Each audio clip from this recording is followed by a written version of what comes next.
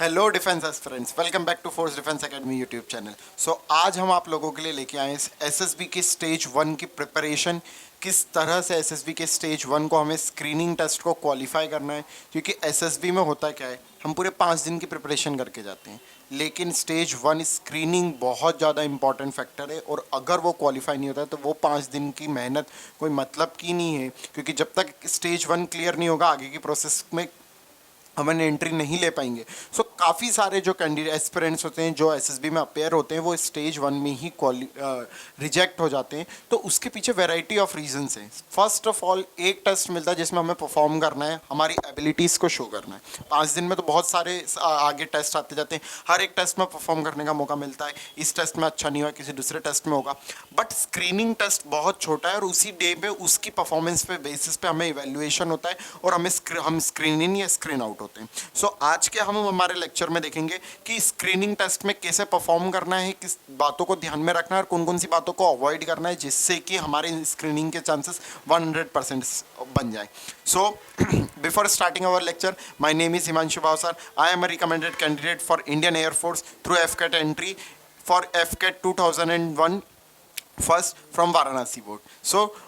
जो मैंने स्ट्रेटजीज मेरे एसएसबी में मैं यूजुअली अप्लाई करता हूँ स्क्रीनिंग में, हमेशा स्क्रीनिंग होने का जो पीछे का जो मूल मंत्र है वो आज हम देखने वाले हैं कि किन किन बातों पे ज़्यादा फोकस करना है और किन किन बातों को अवॉइड करना है। हमें इसके पहले हम पूरा एसएसबी का स्ट्रक्चर समझते हैं, स्टेज 1 पे आखिर होता क्या है। तो सबसे पहले जब हमारी एसएसबी में हमें कॉल लेटर पर रिपोर्ट करने को बोला है 6 बजे, अराउंड 6 बजे 6 AM और 6:30 AM पे हमारी रिपोर्टिंग है। और उसके बाद जो सबसे पहला एसएसबी में टेस्ट होने वाला है वो है OIR टेस्ट। सबसे पहला टेस्ट ही OIR टेस्ट है, officer intelligence rating test. OIR test होता है। OIR टेस्ट के बाद PP&DT test, PP&DT। PP&DT is picture perception and description test. ये भी दो नाम एक है, लेकिन ये दो पार्ट में बाइफरकेट है। Picture perception is directly related to story writing. यहाँ पे हमें एक पिक्चर दिखाई जाएगी और उस पिक्चर पे हमें लिखनी है story. Thereafter, the second part goes on a second room in another room, that is description test, group discussion and narration will take place there. तो एक रूम में पिक्चर परसेप्शन, स्टोरी राइटिंग, जहाँ पे हम सभी जितने भी लोग उस दिन रिपोर्ट करेंगे वो सब बैठ के स्टोरी लिखेंगे, और डिस्कशन टेस्ट में ग्रुप्स बांट दिए जाएंगे और वो सब ग्रुप्स बैठ के डिस्कशन करेंगे। ये एक अलग रूम में होने वाला है। कुल मिला के पूरा स्क्रीनिंग टेस्ट में पहले OIR test, OIR officer intelligence rating test है, और उसके बाद PP&DT है, जो कि दो पार्ट्स में बाइफरकेट है, स्टोरी राइटिंग और ग्रुप डिस्कशन में। अब जो OIR टेस्ट है इसमें वर्बल और नॉन वर्बल क्वेश्चंस आते हैं। ठीक है, अब वर्बल नॉन वर्बल क्वेश्चन ऐसा नहीं है कि पहले वाले में सिर्फ वर्बल क्वेश्चन आएंगे, सेकंड वाले में नॉन वर्बल आएंगे, मिक्स सेट आएंगे, 2 बार आएंगे। ठीक है, अब बुकलेट होती है, मैक्सिमम किसी भी बुकलेट में क्वेश्चन होंगे 50, और टाइम्स भी जिस हिसाब से क्वेश्चन होंगे उस टाइम से टाइम अलॉट दिया जाएगा। तो टाइम है इस 30 मिनट्स, डिपेंडिंग अपॉन बुकलेट। अगर इजी होगा तो कुछ कोई सी बुकलेट में 17 मिनट का भी टाइम है, उसमें क्वेश्चन 40 है। ठीक है, तो अलग अलग बुकलेट्स है एसएसबीज में। वो एसएसबी में वो बुकलेट मिलती है जब एक टेस्ट कंप्लीट हो जाएगा उसके बाद दूसरी वाली बुकलेट यूजुअली दी जाएगी। तो इस तरह से 50 questions, 30 minute is the maximum number of questions and time limit. Now thereafter PP&DT। अब PP&DT दो पार्ट में bifurcated, that is picture writing and thereafter is group discussion. Picture writing में भी हमें सबसे पहले एक हैजी पिक्चर दिखाई जाएगी। अब ये पिक्चर यूजुअली हैजी क्यों होती है, तो जब भी हमें एसएसबी के लिए प्रिपेयर करना है, तो अगर स्क्रीनिंग टेस्ट में हमें प्रिपेयर करना है तो पिक्चर क्या होगी, हैजी होगी, धुंधली होगी। अब वो धुंधली पिक्चर क्यों होती है, ताकि वैरायटी ऑफ थीम्स निकल के आए। हर इंसान अगर उसको क्लियरली दिख रहा है कि पिक्चर में एक्सीडेंट शो है तो सब एक्सीडेंट के अराउंड ही पिक्चर बनाएंगे, लेकिन अगर धुंधली पिक्चर होगी तो variety of themes her candidate अलग अलग बनाएगा, अलग अलग थीम पे स्टोरी बनेगी, और तब जाके ग्रुप डिस्कशन में टॉपिक्स बनेंगे और उस पर फिर वैरायटी आएगी। और इस कारण से ग्रुप डिस्कशन में वैरायटी होने के कारण देर तक डिस्कशन चलेगा। ये पिक्चर हमें दिखाई जाएगी 30 सेकेंड्स के लिए, और हमें टाइम जो मिलेगा स्टोरी राइटिंग के लिए वो है पूरा 5 मिनट। हाँ, 5 मिनट। कैसे 5 मिनट कि 1 मिनट हमें मिलता है एक्शंस लिखने के लिए और 4 मिनट मिलता है मेन स्टोरी लिखने के लिए। जब हमें पिक्चर दिखाई जाएगी उसके पहले हमें एक आंसर शीट दी जाएगी। उस आंसर शीट कुछ इस तरह से दिखती है। जहाँ पे एक बॉक्स होता है और यहाँ पे लिखा रहता है स्टोरी, जिसमें हमें हमारी स्टोरी कुछ यहाँ पे लिखनी होती है। ये प्लेन पेपर होता है अनरूल्ड, ठीक है। तो इस बॉक्स में हमें सबसे पहले हमारा कैरेक्टर जो हमें सबसे पहले दिखता है, पिक्चर में अगर मान लो 3 कैरेक्टर है तो उस कैरेक्टर की लोकेशन मार्क करके उसके बारे में 3 चीज़ें लिखनी होती है। तो ये हम स्टोरी राइटिंग वाले सेक्शन में देखेंगे। और हमें यहाँ पे एक्शन लिखना होता है एक लाइन में। So action is what is going on in the picture, actually जो तुम आपकी पूरी स्टोरी जिसके अराउंड है, जिस थीम के अराउंड है, बस हमें वो एक्शन में लिखनी होती है। तो उस एक्शन वाली चीज़ को इस बॉक्स को में डिटेल्स फिल करने के लिए और इस एक्शन को करने के लिए हमें 1 मिनट मिलता है और बाकी स्टोरी लिखने के लिए हमको 4 मिनट मिलेगा। कुल मिला के 5 मिनट का टाइम इंटरवल। अब ऐसा नहीं होगा कि 1 मिनट दे देंगे फिर उसके बाद 4 मिनट अलग से देंगे, पूरा 5 मिनट का टाइम इंटरवल मिलेगा। 1 मिनट होने के बाद वो एक हल्के सा बेल बजाई जाएगी, उस वो बेल इंडिकेशन होगी कि 1 मिनट लेफ्ट हो चुका है, अब स्टोरी लिखने के लिए 4 मिनट स्टार्ट हो चुके हैं। तो ओवरऑल इन 5 मिनट को अच्छे से यूटिलाइज करना है, इसको बहुत केयरफुली भरना है, एक्शन बहुत प्रिसाइसली भरना है। वो इसलिए भरना है क्योंकि ये आपकी थीम इंडिकेट करती है कि किस थीम के अराउंड आपने स्टोरी लिखी है। तो जब भी किसी के भी साइकोलॉजिस्ट, जीटीओ जो आपकी स्टोरी पढ़ते हैं तो वो सिर्फ इस एक्शन के बेसिस पे आपको जज कर लेते हैं कि आपने किस थीम के अराउंड पिक्चर लिखी है, स्टोरी लिखी है, ठीक है। और फिर उसके बाद जाके पूरी स्टोरी समराइज हो जाती है। तो इसलिए हमको इसको बहुत अच्छे से इफेक्टिवली यूज करना है। फिर जब अब पीपी एंड डीटी में डिस्कशन रूम में जब हम जाएंगे तब वहां पे होगा इंडिविजुअल नरेशन। अब इंडिविजुअल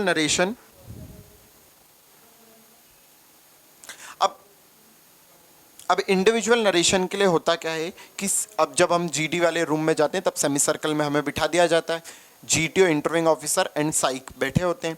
तो उस टाइम पे हमें हर एक इंडिविजुअल कैंडिडेट को क्लॉकवाइज या anti clockwise direction depending upon कि उस टाइम पे क्या होता है, उस टाइम पे ऑर्डर पे हर एक इंसान को इंडिविजुअली नरेट करनी होती है अपनी ओन स्टोरी जो उसने खुद के शीट ऑफ पेपर पे लिखी हुई थी, उस स्टोरी को नरेट करना है। ये टाइम मिनट दिया जाता है 1 minute. So it is not fix कि सिर्फ 1 मिनट, ये कभी कम भी हो सकता है और डिपेंडिंग अपॉन अ कैंडिडेट ये ज़्यादा भी हो सकता है। यूजुअली ये कम होता है। फिर ग्रुप डिस्कशन भी, ये एक 15 मिनट का टाइम स्लॉट है। इस 15 मिनट के टाइम स्लॉट में ग्रुप अब डिस्कस करके एक कॉमन स्टोरी पे कंक्लूजन पे आने की कोशिश करेगा, ठीक है। तो ये पीपी एंड डीटी में होता है। अब इंपॉर्टेंट पॉइंट्स हमें किसको जो हमेशा माइंड में रखना चाहिए और उसके अराउंड थीम बनानी चाहिए। First and the foremost is theme should be positive. अब थीम हमेशा पॉजिटिव नेगेटिव क्या होती है, तो फॉर एग्जाम्पल इसका एक अगर एग्जाम्पल ले, किसी पिक्चर में हमें अगर ये शो नहीं किया गया है कि वहाँ पे कचरा अगर पिक्चर में नहीं दिखाया गया और फिर भी हम वहाँ पे क्लीनलीनेस ड्राइव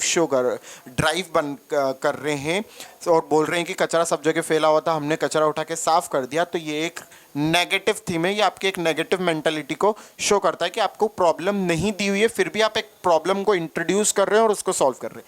इस टाइप के अप्रोच को अवॉइड करना है। फॉर एग्जाम्पल कहीं पर भीड़ लगी हुई है, यूजुअली लोग उसको एक्सीडेंट बना देते हैं।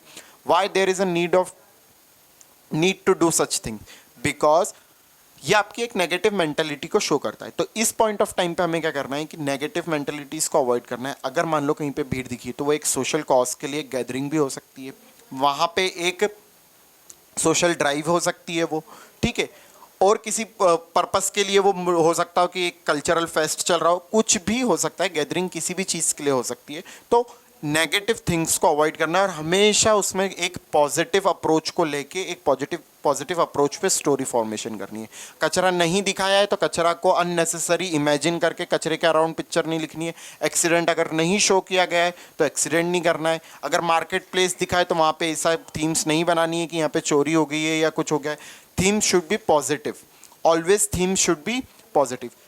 Second thing, character must resemble your gender. For example, if I am writing a story, so मैं हमेशा प्रेफरेबली मेरा जो सेंट्रल कैरेक्टर है जिसके अराउंड मैं पिक्चर बनाऊंगा वो मेल होना चाहिए, ठीक है। इट शुड नॉट बी, अगर फॉर एग्जांपल एक पिक्चर है उसमें बहुत सारे 3 कैरेक्टर हैं जिसमें से 2 फीमेल थी 1 मेल थी, उस टाइम पे मैं अगर एक फीमेल को मेरा सेंट्रल कैरेक्टर बनाता हूँ, सो इट शोज़ कि आप वो बनना चाह रहे हो जो आप नहीं हो, ठीक है।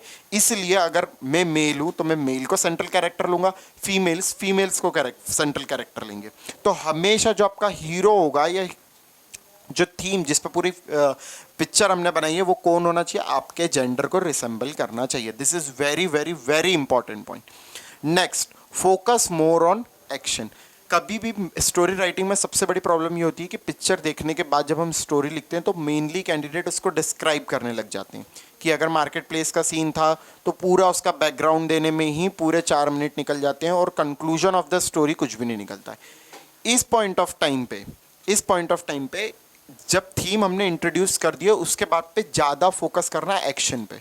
फॉर एग्जाम्पल, अगर एक मार्केट प्लेस दिखाई है, बहुत ज़्यादा भीड़ है, तो उस पॉइंट ऑफ टाइम पे हमें सबसे ज़्यादा फोकस किस पे करना है, एक्शन पे। तो एक्शंस क्या होनी चाहिए, अगर मैं बना रहा हूँ कि जो लोकल मार्केट को मैं सपोर्ट कर रहा हूँ, ठीक है, उसके लिए ये एक मैंने कैंपेन चलाया है, तो मैं हर शॉप्स के पास जा रहा हूँ, डेटा कलेक्ट कर रहा हूँ, ठीक है, उनकी प्रॉब्लम को सुन रहा हूँ, लोकल कस्टमर से बात कर रहा हूँ, कस्टमर फीडबैक ले रहा हूँ। This type of actions should be there in your story. वही आपको सेल थ्रू करवाएंगे किसके, स्क्रीनिंग के। तो आपकी स्टोरी में सबसे ज़्यादा किस पे फोकस होना चाहिए, action rather than describing the story. Now moving ahead, जब हमने हमारी स्टोरी 4 मिनट में लिख दी, ठीक है, उसके बाद डिस्कशन रूम में जाना है जो कि एक अलग प्लेस पे होगा। इसके बीच में मिलता है एक टी ब्रेक। टी ब्रेक के टाइम पे मोस्ट ऑफ द कैंडिडेट क्या करते हैं, अपना टाइम वेस्ट करते हैं और वो लोग बस यही डिस्कस करते हैं कि तूने क्या स्टोरी बनाई, तुमने क्या स्टोरी बनाई। This is the time where you can get an upper edge. कैसे अपर एज ले सकते हैं, सबसे पहले जो भी आपने स्टोरी करी है उसको पूरे अच्छे से रिवाइज करो कि हम एक्चुअल में लिख के क्या आए, ठीक है। पूरी की पूरी स्टोरी जब हम रिवाइज कर लेंगे उसमें करना है add valuable and sensible points. For example, कि मैं उस टाइम पे जब मैं मेरी स्टोरी लिख रहा था उस टाइम पे मेरे को एक पर्टिकुलर एक्शन नहीं ध्यान में आई, मुझे ऐसा याद आया कि मैं इसको ऐड कर सकता था, लेकिन अब वो मुझे अब याद आ रही है, अभी भी नहीं गया है। हम नरेशन के टाइम पे उस पॉइंट को ऐड कर सकते हैं। तो अपनी स्टोरी में सेंसेबल एक्शंस और वैल्यूएबल पॉइंट्स को क्या करना है, ऐड करना है, जो शायद हम लिखना भूल चुके हैं और अगर लिखे भी हों और अगर इतने इफेक्टिव नहीं लिखे तो उसको अब ऐड कर सकते हैं। तो सबसे पहला पॉइंट, तो हमने पूरी स्टोरी को हमारी रिवाइज करना है, मगअप करना है कि हम क्या लिख के आए, उसमें सेंसेबल पॉइंट्स इस पॉइंट ऑफ टाइम पे जो इस टी ब्रेक में मिले उसमें ऐड कर सकते हैं।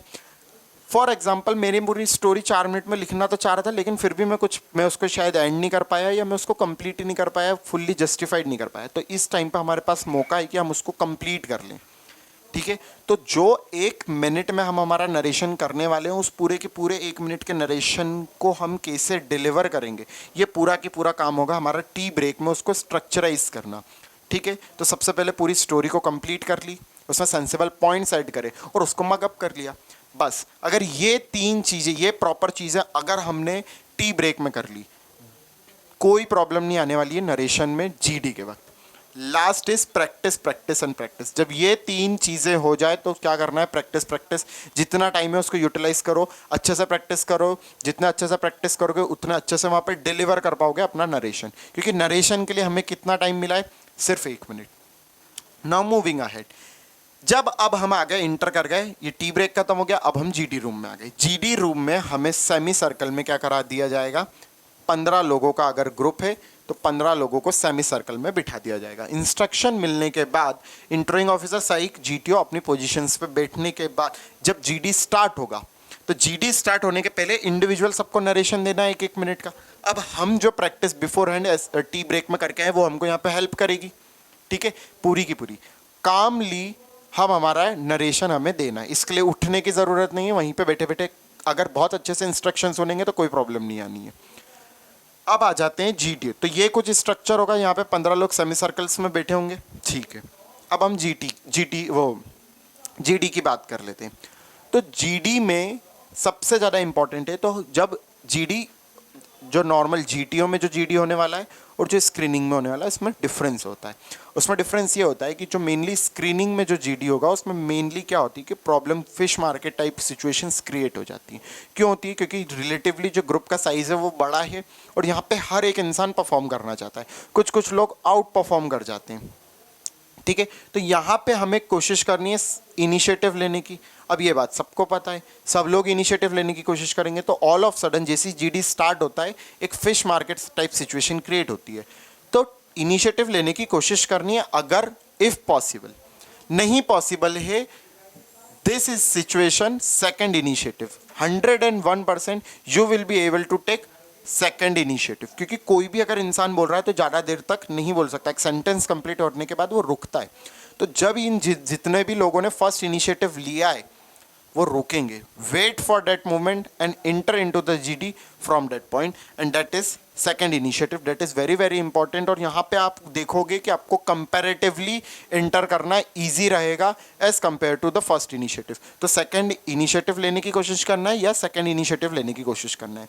दूसरी बात, जब ये फिश मार्केट क्रिएट हो गया है तो क्या हमें इस फिश मार्केट का पार्ट बनना है? नहीं बनना है। पैसिफाई करना है, लोगों को शांत करना है, कन्वेंस करना है, pacify and convince your group. अब इसको कन्वेंस करेंगे, so this shows your ability that you are socially adaptable, socially responsible and socially adjustable. So इस पॉइंट ऑफ टाइम पे हमें ग्रुप को कन्वेंस करना है। अब ग्रुप को कन्वेंस करने में भी एकदम डायरेक्टली किसी से कन्फ्रंट नहीं करना है, रिलेटिवली आसपास के 4-5 लोगों को कन्वेंस करना है with valuable points. Speak at least 2 to 3 times in GD. अब जीडी में हमें कम से कम कोशिश करनी है कि हम जीडी में एंट्री कर पाए 2 से 3 बार, ठीक है। ज़्यादा टाइम नहीं होगा, 15 लोग होंगे, ज़्यादा किसी को बोलने का मौका नहीं मिलेगा, पर फिर भी एटलीस्ट 2 से 3 बार हमें जीडी में एंट्री लेनी है। उसके बाद do not speak much, listen to other also. If you are not a good listener you can't become a good speaker. This hold true in this statement. क्यों? अगर आप ही आप बोलते जाओगे तो इट शोज कि आप किसी दूसरे की सुनते नहीं हो। और जीडी में यही देखा जाता है कि आप दूसरे की कितने अच्छे से सुनते हो और दूसरों को अपने कितने अच्छे से सुनाते हो। तो यहाँ पे कभी कभी क्या होता है, अपना पॉइंट्स रखने के चक्कर में हम एक ही पॉइंट को बार बार रिपीट करने लग जाते हैं। जीडी में एक ही पॉइंट को बार बार रिपीट वो नहीं करना है। आपने एक बार स्टेटमेंट बोला, ठीक है, आपको लगता है किसी ने नहीं सुना, you can repeat it again but not more than once. Okay, तो एक बार जब रिपीट करने के बाद अब उसको दूसरी बार रिपीट नहीं करना है। So do not speak much, listen to other also, दूसरों को भी बहुत अच्छे से सुनना है। Value addition, this is most important और पूरे जीडी में सभी को बस वैल्यू एडिशन करना है। Value addition is adding a sensible point to some other candidates point. For example, जब आप जीडी कर रहे थे, किसी कैंडिडेट ने बहुत अच्छा पॉइंट बोल दिया, ठीक है, सो इट डजेंट मीन कि वो सिलेक्ट हो जाएगा और आप रिजेक्ट हो जाओगे। आप भी सिलेक्ट होगे, कैसे सिलेक्ट होगे? फॉर एग्जाम्पल, किसी का बहुत सेंसिबल पॉइंट मुझे समझ में आया, सो ऐड योर पॉइंट, अपना उस पॉइंट उसमें ऐड कर दो, ठीक है, और कंबाइनली उस सेंटेंस को वापस रिपीट कर दो, ठीक है। तो किसी के भी या एग्री कर लो, एग्री करके उसमें फिर वापस से अपना पॉइंट ऐड कर दो। तो किसी के भी वैल्यू एडिशन में क्या करना है, अपना एक सेंसिबल पॉइंट किसी की स्टोरी में ऐड करना है, ठीक है। सो ये वाले सारे के ट्रिक्स अगर अपन अपनाएंगे तो जीडी में बहुत इंपॉर्टेंट बेनिफिट होने वाला है। क्या है कि सबसे पहले हमें इनिशिएटिव लेने की कोशिश करना है, फर्स्ट इनिशिएटिव ना हो तो सेकंड इनिशिएटिव लेना है, लोगों को पैसिफाई करना है, कन्विंस करना है, 2 से 3 टाइम एटलीस्ट जीडी में हमको एंट्री लेनी ही लेनी है, ज़्यादा बार बोलना नहीं है, और सेंसिबल पॉइंट्स दूसरे की स्टोरी में ऐड करना है। जैसे किसी ने बोला है कि हमें इस चीज़ में सरपंच को भी ऐड करना चाहिए, किसी सिचुएशन में, विलेज में सिचुएशन है, उसने बोला सरपंच को ऐड करना चाहिए, so you can also add कि हाँ, हमें सरपंच के साथ साथ पुलिस को भी इन्वॉल्व करना चाहिए, जो लोकल स्कूल के टीचर हैं, प्रिंसिपल हैं, उन्हें भी इसको इन्वॉल्व करना चाहिए। This is sensible points, it means आप उससे भी एग्री करते हो और खुद का भी दिमाग लगाते हो, ठीक है। सो इस अप्रोच से जीडी में परफॉर्म करना है। Now very very important point, magical tool. अब नरेशन में जब हमें मिलने का बोलता है तो एक स्ट्रक्चर मैं आपको दे रहा हूँ, उस स्ट्रक्चर के अराउंड अगर आप नरेशन स्टार्ट करते हैं तो काफ़ी बेनिफिट मिलने वाला है। वो स्ट्रक्चर क्या है? नरेशन हमेशा स्टार्ट करना है इस स्टेटमेंट से, that friends, according to my perception the picture shown to us had dash characters and dash males and dash females in dash mood. My story is based on dash who is dash in dash which I will narrate you now. अब ये समझ में नहीं आ रहा होगा, लेकिन किसी story के पर्सपेक्टिव में मैं समझाता हूँ। फॉर एग्जाम्पल, कोई सी पिक्चर मुझे दिखाई, उसमें 3 कैरेक्टर्स है, so I will start, friends, according to my perception the picture shown to us had 3 character, 2 male and 1 female in. अब मूड भी हमें स्टोरी में बताना होता है, that mood is positive, negative और neutral. So positive, negative and neutral. And my story is based on, अब मैं हीरो को कुछ ना कुछ नाम दूंगा. फॉर एग्जाम्पल मैंने नाम दिया Raman. So my story is based on Raman who is a college student, कुछ भी हो सकता है, तो उसका बैकग्राउंड कॉलेज. अब फॉर एग्जाम्पल सिटी का नाम. अब इस पूरे स्टेटमेंट को पढ़ते हैं. तो नरेशन हमेशा स्टार्ट होना चाहिए कुछ इस तरह से कि friends, according to my perception the picture shown to us had 3 character, 2 male and 1 female in positive mood. My story is based on Raman who is a college student in Indore which I will narrate you now. अब ये जो बोलने में मुझे time लगा, around 20 second के अंदर मैंने इसको खत्म कर लिया होगा. अब इस 20 सेकंड वाला ये जो स्टेटमेंट है ये आपको क्या दे देगा, एक फ्लो दे देगा. और इसमें मैक्सिमम हमने स्ट्रक्चर हमारा फुलफिल कर लिया है. इसमें मैक्सिमम हमने हमारी स्टोरी की जो मेन बातें वो पूरी की पूरी क्लियर कर ली कि 3 कैरेक्टर देखे, उनका मूड ये था, उसमें से फीमेल इतने थे, उसका नाम रमन था, उसका बैकग्राउंड पूरा हो गया. अब हमें स्टार्ट करना है direct situation. For example Raman market place पे गया और उसने देखा कि वहाँ पे जो लोकल लाइट्स हैं, उन लोकल जो अनऑर्गेनाइज सेक्टर्स है वो ज़्यादा इतना बेनिफिशियल नहीं है, तो उसने एक स्टडी अरेंज करी. सो उस पर अगर हमें स्टोरी बताना है तो बस इसके बाद हमें ये प्रॉब्लम्स को बता देना है कि रमन मार्केट प्लेस पे गया, उसने देखा कि ऑर्गेनाइज सेक्टर ढंग से परफॉर्म नहीं कर रहा है, उसने इसके लिए एक रिपोर्ट बनाना डिसाइड करा, फिर उसने रिपोर्ट कैसे कैसे बनाई. बस this is how your narration should go. ठीक है. So this is very very important. मैं हमेशा इसी चीज़ को अप्लाई करता हूँ. इससे एक फ्लो मिलेगा, नरेशन में काफ़ी शॉर्ट और क्रिस्प बनेगा. Thereafter discussion. डिस्कशन में मैजिक टूल क्या अप्लाई करना है, तो डिस्कशन में मेनली क्या होगा कि हर कैंडिडेट कोशिश करेगा कि मेरी स्टोरी इन्वॉल्व हो जाए, मेरी स्टोरी, और सब एक साथ बोलने लगेंगे. उस पॉइंट ऑफ टाइम पे एक समझदार व्यक्ति क्या करेगा कि 3-4 लोगों की बातों को कंबाइन कर लेगा. 3-4 लोगों की बात को कंबाइन करके जब हम बोलेंगे तो ज़्यादा ईजी होगा. तो friends, through narration we come to know about good ideas. तो फॉर एग्जांपल डाइवर्सिफाई लोगों ने अलग अलग पॉइंट्स पे अपनी स्टोरी बनाई थी, तो उस टाइम पे हम हमारा जीडी कैसे स्टार्ट करते हैं. Friends, through narration we came to know about good ideas related to, तो किसी ने स्टोरी बनाई होगी फॉर एग्जांपल रूरल डेवलपमेंट पे, किसी ने बनाई होगी एजुकेशन पे, और किसी ने अगर मान लो लगा दी बनाई होगी फार्मिंग पे. सो ये थीम जब आप कलेक्ट करके अपने नरेशन में बोलोगे, ये 2 बहुत इंपॉर्टेंट पॉइंट को शो करता है. पहली बात तो ये कि आप ड्यूरिंग नरेशन लोगों को सुन रहे थे, और दूसरी बात कि आप इन सब पॉइंट्स को क्या करते हो, कंबाइन करके एक ग्रुप के तरफ अप्रोच करना चाहते हो कि हाँ ये भी एक अच्छा पॉइंट है, ये भी एक अच्छा पॉइंट है, और चलो इस डायरेक्शन में आगे चलते हैं. तो ये मैजिकल टूल्स अगर यूज़ करते हैं, I can guarantee you that it will be very easier for you to clear the stage 1. So इन मैजिकल टूल्स को अप्लाई करो और देखो कि क्या अपने उसमें मदद मिलती है. सो आगे हम देखेंगे कि स्टोरीज राइटिंग कैसे करनी है और फिर परफॉर्म कैसे करना है. सो बने रहिएगा हमारी इस वीडियो सीरीज़ के साथ. Thank you.